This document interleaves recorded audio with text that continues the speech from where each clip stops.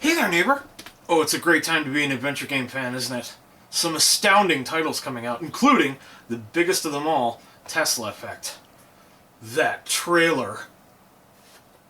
Oh my hell. So, in celebration of that, we're going to go through my old PC games, and I'm going to play the first FMV game that I come across.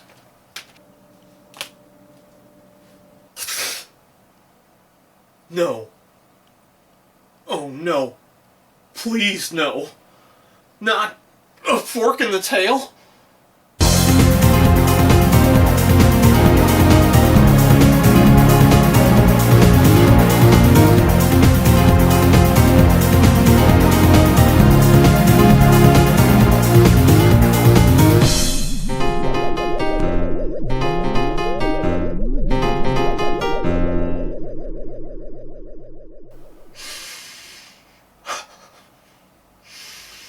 I knew this day would come, and I don't think I quite prepared myself for it. A Fork in the Tail is one of those games you come across once in a lifetime, that leaves an indelible stain on your soul. No matter what you do, it will always be there. It will always be there!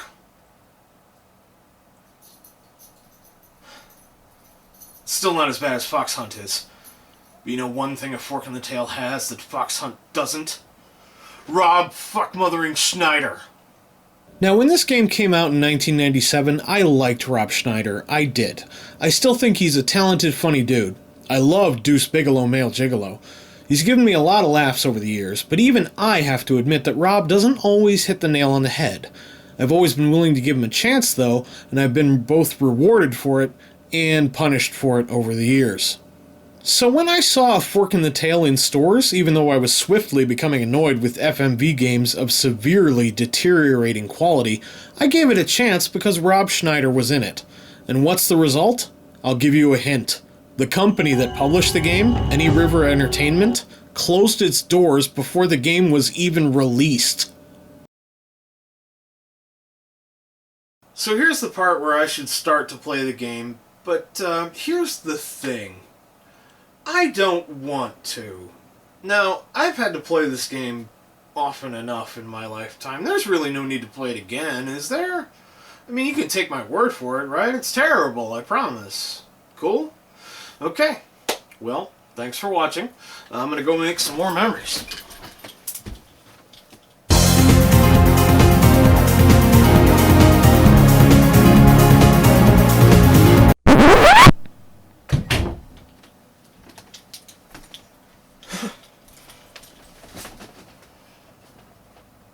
I have been informed that I cannot make a credible game review without backing up my claims with examples. So I have no choice but to play the game. We will both regret this, I promise you. The game is literally the worst kind of FMV game possible. An endless succession of live-action clips where you can make choices and see different clips. That's literally all it is. A Fork in the Tail improves the formula a teeny bit by allowing players to remember things that they can later ask characters about, but that's basically just allowing players to unlock clips well before they can see them. I'm dead, right? And you're an angel. Is that it? No. When the game starts up, you're just walking along, Rob Schneidering, when a woman runs into you, and here's where the choices begin. Most of them will just result in Rob saying something different. Notice I said different and not funny. In fact, this game is about as painfully unfunny as you can get. Occasionally, Rob will have a decent zinger, but mildly amusing is as far as it ever seems to go. I must find my father. I know he's in danger. I'll do everything I can, unless I think in some small way there's a chance I could get injured. Most of the time, however, I would rather be in actual physical pain than listen to his quote-unquote jokes. We must eliminate them before they meddle any further into our affairs. Laminate? The king wants to laminate me? Mental note, don't go trick-or-treating at his house. I don't even know your name. Naranya. Narana, Nana, Narwhale.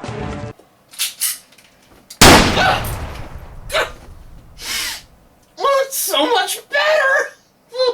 So the girl who nearly bowled you over has an argument with an old guy, at which point cars roll up containing dudes with guns. If you do anything but help the girl, you get shot and they carry the girl away. The ambulance sent to help you nearly runs you over, the surgeons give you shit for not suicidally confronting the small army of armed thugs, and an old man whispers sweet nothings to you as he pats your crotch. You eventually get out of the hospital, only to find you're in the same parking lot as before, and the young woman is running into you all over again. Are we stuck in a time loop? Look out! He's doing a shitty Ringo Starr impression! I don't like the dungeon. I don't have anything here. Not my drums or anything. It's too late!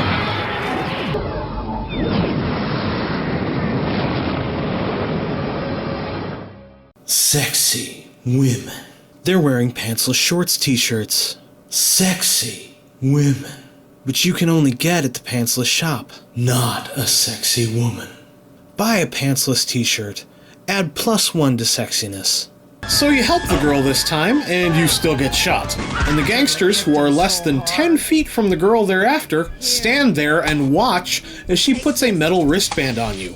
Seriously, what the fuck are they all doing? Taking a coffee break? The girl disappears and the gangsters get pissed and leave.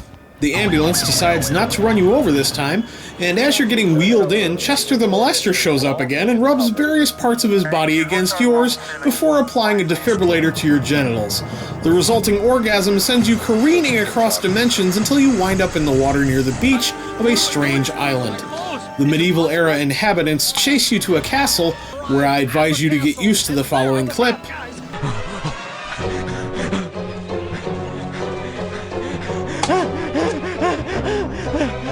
You'll be seeing that a lot. If you're lucky, you eventually wind up in a dungeon with a crazy sorcerer who has the mythical power of being able to speak while making mouth movements that don't match what he's saying. Seriously, it never even comes close to matching up. It's like they weren't even trying. I can't even really understand him, but the gist of it is that he wants you to go spy on someone and report back. And if you do that, he'll send you anywhere on the island that you've unlocked.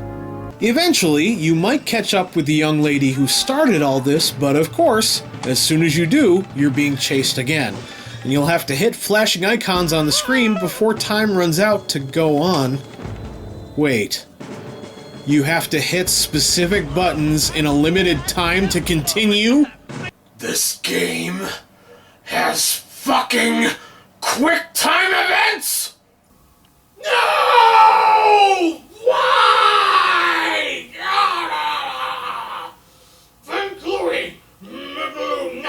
Cthulhu! We got knocked on the target!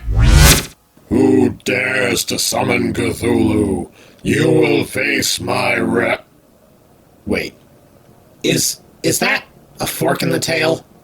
Oh no. Oh hell no. I'm out of here.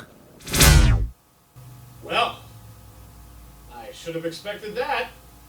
You bounce back and forth between spying on people for the gibbering sorcerer and trying to keep up with the unhelpful princess until you finally find the guy who she says can finally tell you what the fucking fuck is going on here, and it turns out to be Captain Grabby Hands. He keeps his hands to himself this time, but instead of explaining anything, he just drips his foam mysticism all over you.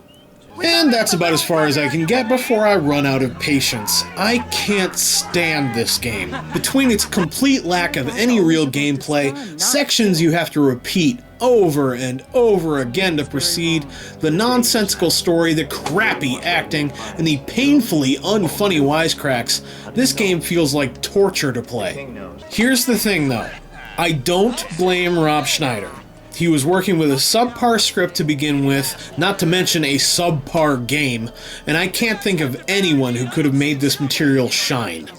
But here's what I remember most. Whenever I think of this game, one thing always comes to mind. That stupid 5-second clip at the castle.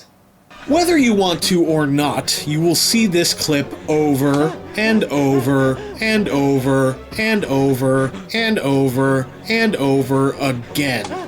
Just endless Rob Schneider pretending to run out of breath. even if you know what you're doing. I think the minimum you will see this clip on disc 1 is 6 times. Make any mistake just about anywhere and that number grows. You sick of it yet? Because I sure as hell am. It is done! Well, I'm gonna wash the bad taste out of my mouth by watching the new Tesla Effect trailer another 50 or 60 times. A fork in the tail? You gotta be forking kidding me.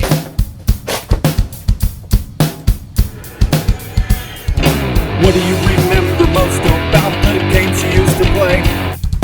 Pantsless shorts are here to remind you of back in the day. PC or console.